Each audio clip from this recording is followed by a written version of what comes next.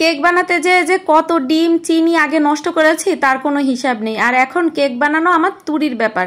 Hello everyone, আসসালামু আলাইকুম। আজ আমি আপনাদের সাথে এরকম সুপার সফট চকলেট কেকের রেসিপি শেয়ার করব। সম্পূর্ণ রেসিপিটি যদি দেখেন তাহলে আপনারাও এরকম সুপার সফট চকলেট কেক ঘরেই বানিয়ে নিতে পারবেন স্বাস্থ্যকর উপায়ে। আর এই কেকটা কিন্তু খেতে ভীষণ মজার হয়ে থাকে।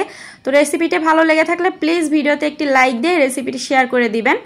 একটা মিক্সিং বোলে 1.5 কাপ নিয়ে নিচ্ছি চিনি, 2টা নিয়ে নিচ্ছি ডিম রুম টেম্পারেচারে থাকা, আর ফ্রিজে যদি থাকে অবশ্যই 1 ঘন্টা আগে বের করে নেবেন। 1 চিমটি লবণ দিয়ে দিলাম, এতে করে মিষ্টির টেস্টটা ব্যালেন্সে থাকবে।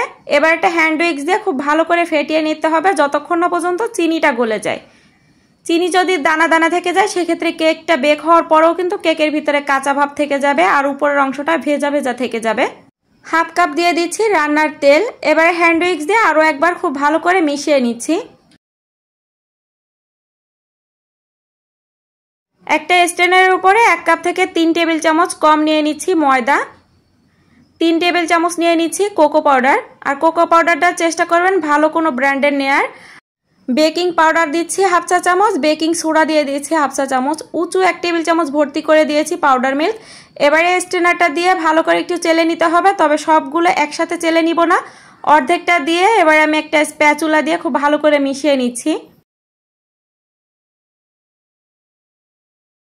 দ্বিতীয়বারের মতন এবারে সবগুলো একসাথে ভালো করে চেলে নিচ্ছি। আর ভিতরে যদি কোনো দানা দানা থাকে আঙুল দিয়ে এভাবে একটু মিশিয়ে নেবেন। এবারে স্প্যাচুলা দিয়ে আবারও খুব ভালো করে মিশিয়ে নিতে হবে।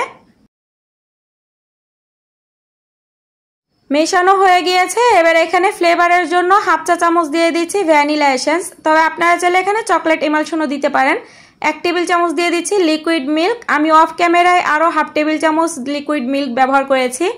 এবারে সব কিছু খুব ভালো করে আরও একবার মিশিয়ে নিচ্ছি। আর এটা এমন হবে একটু দেখে বুঝে নেন, উপর থেকে ফেললে এরকম একটা দাগ থেকে যাবে। একটা কেক মোল্ডের মধ্যে আগে থেকে তেল ব্রাশ করে নিয়েছি, এবারে এর ভিতরে খাতার একটা কাগজ বিছিয়ে নিয়েছি। কেকের ব্যাটারটা এবার এই কেক মোল্ডের ভিতরে ঢেলে নিচ্ছি। আমার আজকের এই রেসিপিটি আপনারা কে কোন এলাকা থেকে দেখতেছেন কমেন্টস করে জানাতে পারেন, যাতে আমি আপনাদেরকে ধন্যবাদ জানাতে পারি।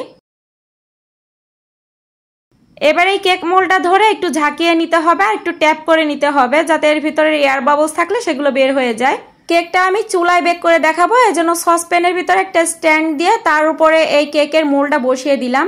উপর থেকে ঢাকনা দিয়ে ঢেকে উপর থেকে শক্ত একটা কিছু দিয়ে দিতে হবে, যাতে করে এর ভিতরে গরম হাওয়াটা বের না হয়ে যায়। এবারে চুলার আঁচ কমিয়ে দিয়ে এটা 35 মিনিট বেক করে নিব। তো ফিরে এলাম 35 মিনিট পরে। একটা টুথপিক দিয়ে চেক করে নিচ্ছি। টুথপিকটা এরকম ক্লিন আসলে বুঝতে হবে যে কেকটা হয়ে গিয়েছে। আর যদি টুথপিকের সাথে কিছু লেগে থাকে তাহলে আরও কিছুক্ষণ কেকটা বেক করে নিতে হবে। তো কেকটা আমি বের করে ঠান্ডা করে এভাবে কেটে নিয়েছি। আর কেকটা দেখেন কতটা সফট আর স্পঞ্জি হয়েছে। এবারে কেকটা আমি আপনাদেরকে ভেঙে দেখাচ্ছি। কেকটা কাটার অংশটুকু আমি আপনাদেরকে দেখাতে পারলাম না, কারণ কেক কাটার ভিডিওর ওই অংশটুকু আমার নষ্ট হয়ে গিয়েছে। রেসিপিটি ভালো লেগে থাকলে প্লিজ লাইক কমেন্ট শেয়ার করতে ভুলবেন না, কারণ আপনাদের লাইক কমেন্ট আর শেয়ার আমার জন্য অনেক অনেক বেশি গুরুত্বপূর্ণ। দেখা হচ্ছে নেক্সট কোনো রেসিপি নিয়ে, ততক্ষণ সবাই ভালো থাকবেন। আজকের মতন বিদায় নিচ্ছি, টাটা, বাই বাই।